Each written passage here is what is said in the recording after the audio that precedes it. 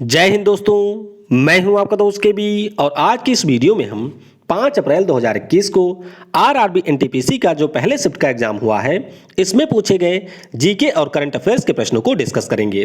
तो पूरा वीडियो बहुत ही ध्यान से देखिएगा।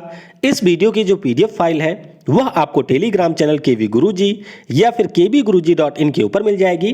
तो वहां से आप इसके पीडीएफ को डाउनलोड कर सकते हैं। तो चलिए देख लेते हैं कि आज किस प्रकार के प्रश्न पूछे गए। तो पहला प्रश्न पूछा गया कि हाल ही में जो इंडिया और इंग्लैंड के बीच में टेस्ट सीरीज की समाप्ति हुई है इसमें मैन ऑफ द सीरीज कौन रहा है। तो इससे पहले इंडिया और ऑस्ट्रेलिया वाले सीरीज से भी प्रश्न पूछा गया था, तब भी मैंने आपको बताया था कि इंग्लैंड वाला भी ध्यान रखिएगा। तो यहां पर मैन ऑफ द सीरीज रहे हैं रविचंद्रन अश्विन। कौन? रविचंद्रन अश्विन रहे हैं और इसी के लिए इनको आईसीसी के द्वारा फरवरी माह के लिए प्लेयर ऑफ द मंथ का भी खिताब मिला है। तो 3 आपकी सीरीज हुई थी। टेस्ट के लिए प्लेयर ऑफ द सीरीज रहे थे रविचंद्रन अश्विन, वनडे के लिए रहे थे जॉनी वेस्टो, ये आपके इंग्लैंड के खिलाड़ी हैं, और टी20 के लिए हमारे कप्तान विराट कोहली यहां पर प्लेयर ऑफ द टूर्नामेंट रहे थे। अगला प्रश्न पूछा गया कि करला बौद्ध की जो गुफाएं हैं वह आपको किस राज्य में मिलेंगी। तो ये आपको महाराष्ट्र के लोनावला में मिलेंगी। कहां पर? महाराष्ट्र के लोनावला में ये मिलेंगी।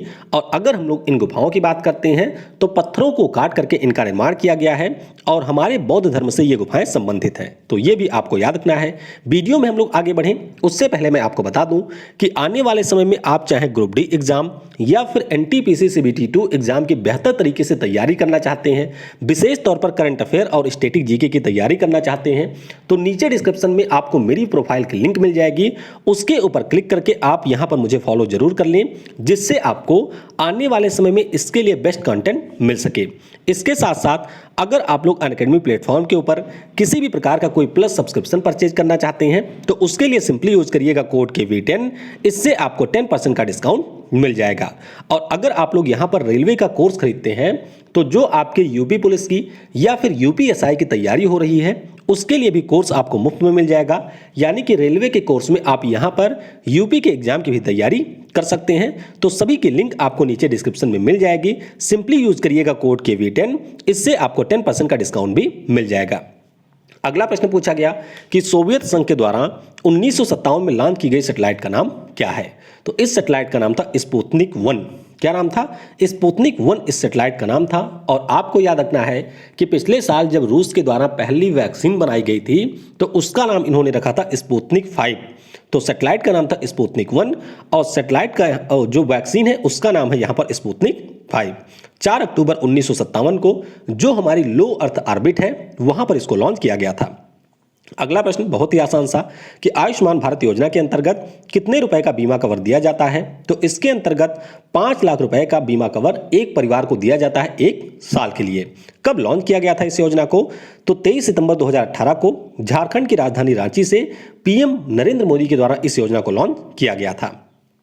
अगला प्रश्न पूछा गया कि संयुक्त राष्ट्र पर्यावरण कार्यक्रम की महानिदेशक कौन है। तो इनका नाम है इंगर एंडरसन। कहाँ की हैं? डेनमार्क की हैं। और संयुक्त राष्ट्र पर्यावरण कार्यक्रम की बात करते हैं तो इसका जो मुख्यालय है वह आपको मिलेगा केन्या की राजधानी नैरोबी में। तो ये ऑलरेडी पूछा जा चुका है, इसके बारे में आपको याद रखना है। अगला प्रश्न पूछा गया कि इनमें से कौन सी योजना LED लाइट के वितरण से संबंधित है। तो ये आपकी है उजाला योजना। क्या नाम है? उजाला इस योजना का नाम है। इसका पूरा नाम भी आप याद रखिएगा, हो सकता है आने वाले शिफ्ट में आपसे पूछ ही ले। तो इसका पूरा नाम है उन्नत Jyotibai affordable LEDs for all, ये इसका पूरा नाम है। 2015 में 1 मई के दिन इस योजना को लॉन्च किया गया था। उद्देश्य यही था कि कम दामों में यहां पर LED लाइट का वितरण किया जाए। अगला प्रश्न पूछा गया कि हिमालयन यो नाम का जो पौधा है वह आपको किस राज्य में देखने को मिलेगा। तो इस पौधे की अगर हम लोग बात करते हैं तो ये आपको मिलेगा हिमाचल प्रदेश में। कहां पर? हिमाचल प्रदेश में सबसे ज्यादा आपको हिमालयन यो नाम का जो पौधा है वह देखने को मिलेगा। फिर एक आसान सा प्रश्न था जो कि पहले भी कई बार पूछा जा चुका है कि प्रधानमंत्री जन धन योजना कब शुरू हुई थी। तो ये योजना आपकी 28 अगस्त 2014 को शुरू हुई थी। कब? 28 अगस्त 2014 को मेरा खाता भाग्य विधाता इस नारे के साथ में इसकी शुरुआत की गई थी। योजना का टारगेट क्या था? तो इसके अंतर्गत हमारे देश में जो भी 10 वर्ष से अधिक आयु के लोग हैं उनके लिए जीरो बैलेंस पर खाता खोलने की इसमें सुविधा दी गई थी। और इसमें खाता खोलने पर 5,000 की ओवरड्राफ्ट और 1 लाख के बीमा कवर का भी प्रावधान किया गया था। अगला प्रश्न कि संयुक्त राष्ट्र सिस्टम स्टाफ कॉलेज का मुख्यालय कहाँ स्थित है। संयुक्त राष्ट्र के ऊपर मैंने 30 से 35 मिनट की एक सेपरेट वीडियो बना रखी है, लेकिन ये जो आपके एनटीपीसी वाले हैं ये कहीं से नया क्वेश्चन खोज लाते हैं। तो यहाँ पर याद रखिएगा कि संयुक्त राष्ट्र जो सिस्टम स्टाफ कॉलेज है ये आपको मिलेगा इटली के ट्यूरिन में। कहाँ पर? इटली के ट्यूरिन में आपको मिलेगा संयुक्त राष्ट्र सिस्टम ऑफ स्टाफ कॉलेज। इससे पहले संयुक्त राष्ट्र विश्वविद्यालय के बारे में ऑलरेडी पूछा जा चुका है, वह आपको मिलेगा जापान की राजधानी टोक्यो में। फिर एक प्रश्न पूछा गया आसान सा था कि 2011 में जो हमारे यहाँ पर सेंसस हुआ था उसके अनुसार जनसंख्या के मामले में कौन सा राज्य तीसरे स्थान पर रहा है। तो यहाँ पर तीसरे स्थान पे है बिहार, सबसे ज़्यादा जनसंख्या हमारे उत्तर प्रदेश राज्य की है, उसके बाद में है महाराष्ट्र और तीसरे पे यहाँ पर है बिहार। अगला प्रश्न पूछा गया कि मगध की राजधानी कहाँ पर स्थित थी। तो मगध की जो राजधानी है वह पहले राजगृह में थी, बाद में इसको शिफ्ट कर दिया गया था पाटलिपुत्र में। तो जो यहाँ पर ऑप्शन रहा होगा उसके अनुसार आप लोग टिक करेंगे। फिर एक प्रश्न पूछा गया कि दादरा और नागर हवेली की राजधानी क्या है। तो क्या है नहीं क्या थी, तो इसकी राजधानी थी सिलवासा। लेकिन आपको याद रखना है कि पिछले साल 26 जनवरी 2020 को यहाँ पर जो दो केंद्र शासित प्रदेश थे, एक हमारी थी दादरा और नागर हवेली, दूसरा था दमन और दीव। तो इनको आपस में मिला करके एक केंद्र शासित प्रदेश बना दिया गया है और इसकी राजधानी वर्तमान में है दमन में। तो जब ये सिंगल था तब इसकी राजधानी थी सिलवासा में। अगला प्रश्न पूछा गया कि वंदे मातरम पत्रिका की जो शुरुआत है वह किसने किया था। तो इस पत्रिका की शुरुआत की थी मैडम भीकाजी कामा ने। किसने? मैडम भीकाजी कामा के द्वारा इस पत्रिका की सितंबर 1909 में शुरुआत की गई थी। इसके अलावा मैडम भीकाजी कामा से कई बार एनटीपीसी ने प्रश्न पूछा है कि हमारा जो तिरंगा है उसको लहराने वाली पहली भारतीय कौन थी जिन्होंने विदेश में लहराया था। तो जर्मनी के स्टटगार्ड में इन्होंने 1907 में हमारे तिरंगे झंडे को लहराया था। तो ये पॉइंट भी आपको याद रखना है। मुरलेन राष्ट्रीय पार्क किस राज्य में स्थित है। तो आसान सा प्रश्न है, ये आपको मिल जाएगा मिजोरम में। फिर एक प्रश्न पूछा गया कि डी रैम का पूरा नाम क्या है। तो डी रैम का पूरा नाम होता है डायनेमिक रैंडम एक्सेस मेमोरी। क्या नाम है? Dynamic random access memory. और ये हमारी कुछ प्राइमरी मेमोरी हैं जिनके नाम ऑलरेडी एनटीपीसी ने कई बार पूछे हैं। तो इनको भी आप लोग वीडियो को पॉज करके यहाँ पर पढ़ सकते हैं। बाकी डिटेल में आपको ये सारी चीज़ें पीडीएफ में भी मिल जाएंगी। अगला प्रश्न पूछा गया कि अंतरराष्ट्रीय रेड क्रॉस सोसाइटी के संस्थापक कौन थे। तो इनका नाम है यहाँ पर हेनरी डुनांत। क्या नाम है? हेनरी डुनांत इनका नाम है। और जब 1901 में पहली बार हमारा नोबेल पुरस्कार दिया गया था तो उस वर्ष पीस के लिए जो पुरस्कार है वह मिला था हेनरी डुनांत को। ये पॉइंट भी आप याद रखेंगे। 9 फरवरी 1863 को इसकी स्थापना हुई थी। मुख्यालय आपको मिल जाएगा स्विट्जरलैंड के जिनीवा में। तो ये पॉइंट आपको जरूर याद रखना है। अगला प्रश्न पूछा गया कि इंदिरा गांधी जो नहर है इसका निर्माण किस नदी के ऊपर किया गया है। अब हालांकि मुझे बताया गया कि इंदिरा गांधी डैम के बारे में पूछा गया था, लेकिन डैम के बारे में मुझे प्रश्न नहीं मिला है। तो इंदिरा गांधी जो नहर है वह आपके सतलुज और ब्यास नदियां जहां पर आपस में आकर के मिलती हैं हरिके बैराज के पास में, वहां से इसका निर्माण किया गया है। और ये भारत की सबसे लंबी कैनाल है। याद रखिएगा, इंदिरा गांधी नहर सतलुज और ब्यास नदियों के मिलन पॉइंट हरिके बैराज के पास में बनाया गया है। अगला प्रश्न पूछा गया कि आधुनिक विज्ञान के जनक किसे कहा जाता है, यानी कि फादर ऑफ मॉडर्न साइंस कौन है। तो ये आपके हैं गैलीलियो गैलीली। कौन है?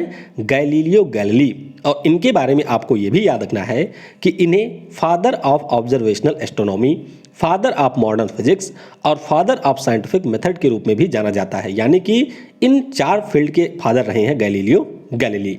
अगला प्रश्न पूछा गया, रिपीटेड है, कि राष्ट्रीय जलमार्ग 2 आपस में किसको जोड़ता है। तो ये सदिया से धुबरी को जोड़ता है। किससे? सदिया से धुबरी को ये आपस में कनेक्ट करता है। ब्रह्मपुत्र नदी के ऊपर इसका निर्माण किया गया है और टोटल इसकी लंबाई है 891 किलोमीटर। अगला प्रश्न पूछा गया कि अशोक द्वारा जो कलिंग का युद्ध लड़ा गया था उसका उल्लेख उनके किस शिलालेख में मिलता है। तो अशोक का जो 13वां शिलालेख है उसमें इनके कलिंग युद्ध का उल्लेख मिलता है। फिर एक प्रश्न पूछा गया कि सिक्किम किस राज्य के साथ में सीमा बनाता है। तो याद रखिएगा, सिक्किम जो है वह 3 देशों के साथ में बनाता है। एक तो नेपाल हो गया, एक आपका भूटान है और एक है चाइना। लेकिन अगर हम लोग राज्यों की बात करते हैं तो एकमात्र राज्य पश्चिम बंगाल के साथ में ये अपनी सीमा को साझा करता है।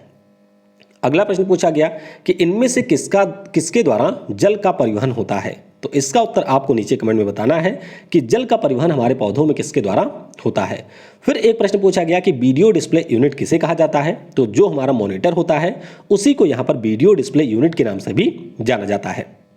अगला प्रश्न पूछा गया कि डॉस का फुल फॉर्म क्या होता है। तो डॉस का पूरा नाम होता है डिस्क ऑपरेटिंग सिस्टम। क्या होता है? Disk operating system. अगला प्रश्न जो कि रिपीटेड है, अभी 2 दिन पहले ही ये प्रश्न पूछा गया था कि सरकारिया आयोग का गठन किसके लिए हुआ था। तो जो हमारे केंद्र और राज्य सरकारों के बीच में संबंध होता है उसी के लिए जस्टिस रणजीत सिंह सरकारिया की अध्यक्षता में 1983 में इस आयोग का गठन किया गया था। अगला प्रश्न पूछा गया कि हाई कोर्ट के मुख्य न्यायाधीश और इसके अलावा जो अन्य न्यायाधीश होते हैं उनकी नियुक्ति कौन करता है। तो इनकी नियुक्ति हमारे राष्ट्रपति के द्वारा की जाती है। पृथ्वी के सबसे निकटतम तारा कौन सा है। अब इस प्रश्न को आप थोड़ा सा ध्यान से पढ़ेंगे। अगर पूछा जाए कि पृथ्वी के सबसे निकटतम तारा कौन सा है तो वो हमारा सूर्य हो जाएगा। लेकिन अगर आपसे पूछा जाए कि हमारे सौरमंडल के सबसे नजदीक का तारा कौन है तो वह आपका है प्रॉक्सिमा सेंचुरी। कौन सा है? Proxima Centauri. अगला प्रश्न पूछा गया कि पाकिस्तान की जो मांग है वह सबसे पहले कब की गई थी। तो अगर हम लोग बात करते हैं पाकिस्तान शब्द का यूज सबसे पहले किसने किया था तो इसका यूज सबसे पहले 28 जनवरी 1933 को किया गया था। किसके द्वारा? चौधरी रहमत अली के द्वारा। तो ये एक स्टूडेंट थे, इन्हीं के द्वारा सबसे पहले इसकी मांग रखी गई थी। उसके बाद में जो मुस्लिम लीग है उसका लाहौर वाला अधिवेशन होता है 1940 में। वहां पर पाकिस्तान के रूप में एक नए राज्य के निर्माण का प्रस्ताव पास किया गया था। तो आपको इसके बारे में याद रखना है। फिर एक प्रश्न पूछा गया कि पटाखा किस देश की मुद्रा है। तो ये आपके मकाओ की मुद्रा है। मकाओ जो कि चीन के प्रशासन में एक छोटा सा उनका एडमिनिस्ट्रेटिव यूनिट है और उसी की आपकी मुद्रा है मकाओ, उसी की मुद्रा है पटाखा। फिर एक प्रश्न पूछा गया कि पुडुचेरी का लोक नृत्य कौन सा है। तो पुडुचेरी का 2 लोक नृत्य सबसे ज़्यादा प्रसिद्ध हैं। एक तो है भैरवी, दूसरा यहाँ पर है गर्दी। तो गर्दी यहाँ का सबसे ज़्यादा महत्वपूर्ण लोक नृत्य है। एक प्रश्न पूछा गया कि मानव शरीर में जो रक्तदाब होता है वह कितना होता है। तो ये आपका होता है 120/80 mm। कितना होता है? अधिकतम 120 और न्यूनतम होता है 80। फिर एक प्रश्न पूछा गया कि लोकसभा का जब पहला सत्र शुरू होता है यानी कि जब चुनाव आपका समाप्त हुआ उसके बाद में लोकसभा का पहला सत्र शुरू होता है तो इसकी अध्यक्षता कौन करता है। तो इसकी अध्यक्षता करते हैं प्रोटेम स्पीकर। कौन? प्रोटेम स्पीकर इसकी अध्यक्षता करते हैं। फिर एक प्रश्न पूछा गया कि सबसे बड़ी रेखा कौन सी है, यानी कि जो आपकी कर्क रेखा, जो आपकी मकर रेखा और जो आपकी भूमध्य रेखा होती है इसमें सबसे बड़ी कौन सी है। तो जाहिर सी बात है ये हमारी है पृथ्वी। पृथ्वी के ठीक बीचों बीच से होकर के जाती है मकर रेखा यानी कि इक्वेटर लाइन। तो ये सबसे बड़ी रेखा होती है। तो इसका उत्तर हो जाएगा भूमध्य रेखा। तो इस प्रकार से जितने भी प्रश्न मुझको मिले थे उन सभी को मैंने डिस्कस कर लिया है। इसके अलावा अगर आपको कोई प्रश्न पता है तो वह आप नीचे कमेंट में बता सकते हैं। और अगर इसमें से कोई प्रश्न आपकी परीक्षा में नहीं आया था तो वह भी आप नीचे कमेंट में बता सकते हैं। बाकी दोनों शिफ्ट की जो PDF है वह रात तक आपको टेलीग्राम चैनल केवी गुरुजी या फिर kbguruji.in के ऊपर मिल जाएगी। तो वहां से आप इसको डाउनलोड कर सकते हैं। और अनअकैडमी पर जो मेरी प्रोफाइल है उस पर क्लिक करके मुझे फॉलो करना बिल्कुल भी मत भूलिएगा, क्योंकि वहां पर आपको सभी लाइव क्लासेस मिलेंगी और सभी क्लास के बाद में वहां पर आपको फ्री में PDF भी मिल जाता है। तो इसीलिए अनअकैडमी के ऊपर आप मुझे फॉलो जरूर कर लीजिएगा। Thanks for watching. जय हिंद, जय भारत। और सबसे जरूरी, पढ़ेगा भारत तो बढ़ेगा भारत।